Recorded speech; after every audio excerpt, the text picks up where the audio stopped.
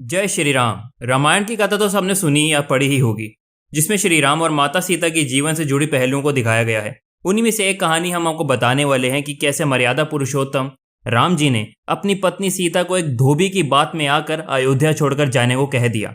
लेकिन क्या आपको पता है कि वो धोबी के रूप में जन्मा एक पक्षी था, जिसके श्राप की वजह से ही माता सीता को वन में भटकना पड़ा था। आपने सही सुना, माता सीता को एक श्राप मिला था। वही आज हम आपको बताने वाले हैं देवी सीता को किस पाप की सजा मिली थी जो उन्हें वन में भटकना पड़ा। अब वीडियो शुरू करने से पहले चैनल को सब्सक्राइब जरूर कर दीजिएगा। वीडियो अच्छे लगे तो लाइक भी करना और कमेंट करके बताना आपको जानकारी कैसी लगी। नगरी में जनक राजा वंश राज करते थे। उन्हीं में से एक राजा सीधध्वज थे। एक बार यज्ञ के लिए वो जमीन जोत रहे थे। उसी समय वहां से एक छोटी कन्या निकलती है। इस सुंदर कन्या को देखकर राजा को बहुत खुशी हुई। उन्होंने उस कन्या को अपनी पुत्री बना लिया। उसका नाम सीता रखा गया। एक दिन सीता अपनी सहेलियों के साथ बगीचे में खेल रही थी। वहां उन्हें एक तोते का जोड़ा दिखाई दिया जो बहुत ही खूबसूरत था। वे दोनों पक्षी एक पर्वत की चोटी पर बैठकर बातें कर रहे थे। पृथ्वी पर श्री राम नाम से विख्यात एक बड़े सुंदर राजा होंगे। उनकी महारानी का नाम सीता होगा। श्री राम सीता के साथ कई वर्षों तक राज्य करेंगे। धन्य हैं। और जानकी देवी भी धन्य है। वो श्री राम तोते को ऐसी बातें सुनकर सीता ने सोचा, क्या ये दोनों मेरे ही बारे में बात तो नहीं कर रहे हैं? इन्हें पकड़कर मैं इनसे अपने जीवन से जुड़ी सारी बातें पूछ लूंगी। इसीलिए उन्होंने अपनी सहेलियों से उन दोनों पक्षियों को पकड़ लाने के लिए कहा। उनकी सहेलियां उस पर्वत पर गईं और दोनों पक्षियों को पकड़कर ले आईं। माता सीता उन पक्षियों से कहती हैं कि तुम दोनों बहुत सुंदर हो। देखो, डरो नहीं, मैं तुम्हें कोई नुकसान नहीं पहुंचाऊंगी। तुम बस मुझे ये बताओ कि तुम कौन हो और कहां से आए हो। राम कौन है, सीता कौन है, तुम्हें उनके बारे में कैसे पता?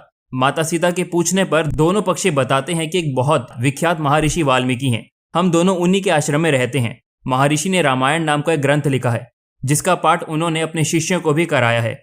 उन पक्षियों ने सीता को यह भी बताया कि इस ग्रंथ में महर्षि वाल्मीकि ने कि महर्षि राष्ट्र संघ के द्वारा किए गए सर्वश्रेष्ठ यज्ञ से प्रसन्न होकर भगवान विष्णु, राम, लक्ष्मण, भरत और शत्रुघ्न ने ये चारों ने मानव शरीर धारण करके पृथ्वी में जन्म लिया है।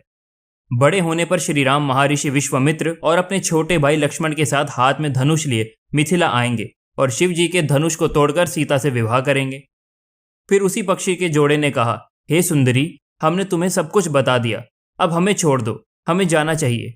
पक्षियों की बातें सुनकर माता सीता के मन में और बातें जानने की इच्छा हुई। उन्होंने उन दोनों से पूछा कि राम कहाँ होंगे, वे किसके पुत्र हैं, कैसे वो मिथिला आकर जानकी से विवाह करेंगे। नर तोता बोला कि श्री रामचंद्र मुख्य कमल के समान सुंदर, नेत्र बड़े बड़े और खिले हुए नासिका, ऊंची पतली भुजाएं, घुटनों तक गला शंख के समान होगा। मैं उनका क्या वर्णन करूं, जिनके गुणों का बखान सो मुल्क वाला भी नहीं कर सकता। दोनों पक्षी कहते हैं कि जानकी देवी धन्य हैं, जो जल्द ही रघुनाथ जी की पत्नी बनकर उनके साथ कई वर्षों तक राज करेंगी। लेकिन तुम कौन हो? पक्षियों की बात सुनकर सीता ने कहा, जिसे तुम लोग जानकी कह रहे हो वो मैं ही हूं। माता सीता उन्हें कहती हैं, मैं तुम दोनों को तभी छोड़ूंगी जब श्री राम यहाँ आकर मुझसे विवाह करेंगे। तब तक तुम दोनों आराम से मेरे घर में रह सकते हो। ये सुनकर मादा तोता जानकी से कहता है कि हम वन के पक्षी हैं, हमें घर में सुख नहीं मिलेगा। मैं गर्भवती हूं, मुझे जाने दो, मैं अपने स्थान पर जाकर अपने बच्चों को पैदा करूंगी। आप चाहें तो मैं फिर से उसके बाद यहाँ आ जाऊंगी। उसके कहने पर भी सीता जी ने उसे नहीं छोड़ा। तब उसके पति यानी नर तोता ने कहा, सीता, मेरी पत्नी को छोड़ दो, वो गर्भवती है। जब ये बच्चों को जन्म दे देगी तब उसे लेकर फिर तुम्हारे पास आ जाएगी। तब माता सीता ने कहा, तुम आराम से जा सकते हो, लेकिन ये मुझे बहुत पसंद है, तुम घबराओ नहीं, मैं इसकी अच्छे से देखभाल करूंगी। जब सीता ने उस मादा तोते को छोड़ने से मना कर दिया, तब वो पक्षी दुखी हो गया और पक्षी दोबारा सीता जी से निवेदन करता है कि मैं अपनी पत्नी के बिना जिंदा नहीं रह सकता, इसीलिए इसे छोड़ दो। माता सीता, बहुत अच्छी हो, मेरी प्रार्थना मान लो। इस तरह उसने बहुत समझाया, लेकिन सीता ने उसकी पत्नी को छोड़ा नहीं। तब पक्षी ने क्रोध में आकर सीता को श्राप दिया कि जिस प्रकार तुम मुझे इस समय अपने पति से अलग कर रही है, वैसे भी तुझे भी स्वयं गर्भवती की अवस्था में श्री राम से अलग होना पड़ेगा। कुछ दिन बाद पति से बिछड़ने के दुख में मादा पक्षी के प्राण निकल गए।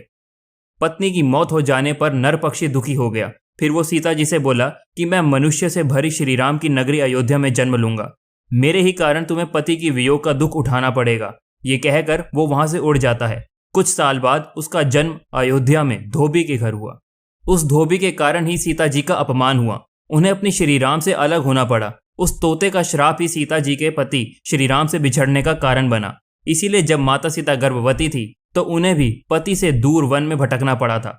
आपने अक्सर लोगों से कहते हुए सुना होगा कि हमारे कर्मों का फल हमें यहीं मिलता है। इस कहानी से ये बात भी सिद्ध हो जाती है कि कर्म के फल से कोई भी नहीं बच सकता, फिर चाहे वो भगवान राम हो या सीता, सभी को अपने कर्मों का फल भोगना पड़ता है। जय श्री राम।